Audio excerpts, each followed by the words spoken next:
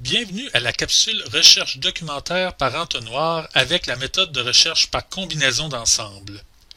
L'idée derrière la recherche par entonnoir, à l'inverse de la recherche par boule de neige, est de repérer un grand nombre de références pour finalement en sélectionner un petit nombre.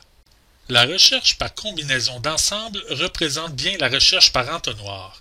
Cette méthode vise à créer des ensembles qui représentent chacun un concept d'une question ou d'un sujet d'intérêt et de combiner ces ensembles. On doit utiliser le « et » pour combiner les concepts. Pour chaque concept, on doit trouver des synonymes qui le représentent, et ces synonymes sont quant à eux reliés avec un « ou ». La combinaison finale permet de représenter tous les concepts d'une question ou d'un sujet qui nous intéresse. Tout commence avec une question claire et un plan de concept qui détaille, comme son nom l'indique, les concepts les plus significatifs au cœur de notre question, de même que les synonymes pour chaque concept. Comme on cherche des mots dans les banques de données, ce travail préalable est essentiel pour trouver le plus de synonymes possible pour repérer toutes les façons que les auteurs utiliseront pour nommer le concept. Plus on inclura de synonymes, plus on repérera l'ensemble des documents pertinents sur notre sujet. Pour compléter notre plan de concept, on peut utiliser des dictionnaires et s'inspirer de nos résultats de recherche. Ensuite, on peut commencer à chercher. L'idéal est de commencer avec la banque de données principale en lien avec notre sujet en créant une requête pour l'interroger. On pourra alors évaluer nos résultats et ajuster notre requête avant de poursuivre avec les autres banques de données. Chacune de nos requêtes se présentera sous plusieurs formes, mais elle sera constituée de termes de recherche, d'opérateurs utilisés pour combiner les concepts et les termes de recherche, et d'astuces appliquées aux mots-clés, comme la troncature ou la recherche d'expression. Après notre première requête, on doit adapter notre équation selon les fonctionnalités offertes par chaque banque de données que l'on interrogera.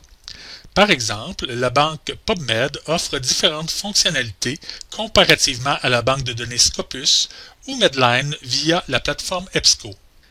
L'évaluation de notre requête et de nos résultats nous permet de vérifier que nous n'avons pas fait de faute de frappe et que les références repérées sont pertinentes. Il se pourrait que l'on découvre encore quelques synonymes à ajouter à notre équation à la suite de notre première requête. On doit aussi porter attention aux messages d'erreur de la banque de données. Si nous avons trop de bruit dans nos résultats, c'est-à-dire beaucoup de résultats non pertinents, ou encore du silence, c'est-à-dire peu de résultats pertinents, nous pouvons utiliser différentes stratégies pour les réduire. Il faut alors se poser des questions sur nos termes de recherche, sur nos concepts et sur les fonctionnalités et astuces que nous avons utilisées. Il se pourrait que nous devions reclarifier notre question de recherche aussi si elle est trop large ou trop précise. Finalement, une fois que toutes les banques de données choisies ont été interrogées, on peut regrouper nos résultats et commencer à sélectionner nos références finales. L'utilisation d'un logiciel de gestion bibliographique comme Zotero peut faciliter la tâche. On peut créer des dossiers, organiser nos références et retirer les doublons de nos résultats. L'avantage de la recherche par combinaison d'ensemble et par extension de la recherche par entonnoir est qu'elle nous permet de tendre vers un repérage exhaustif. Ce type de recherche impose de suivre une certaine démarche, ce qui nous évite de s'égarer dans une succession de petites recherches. Cette méthode a aussi l'avantage d'offrir un contrôle élevé sur notre recherche. La recherche par entonnoir est essentielle pour réaliser, par exemple, une recension des écrits, une revue systématique ou une veille documentaire sur un sujet. Comparativement à d'autres méthodes moins structurées, elle demande un certain investissement de temps.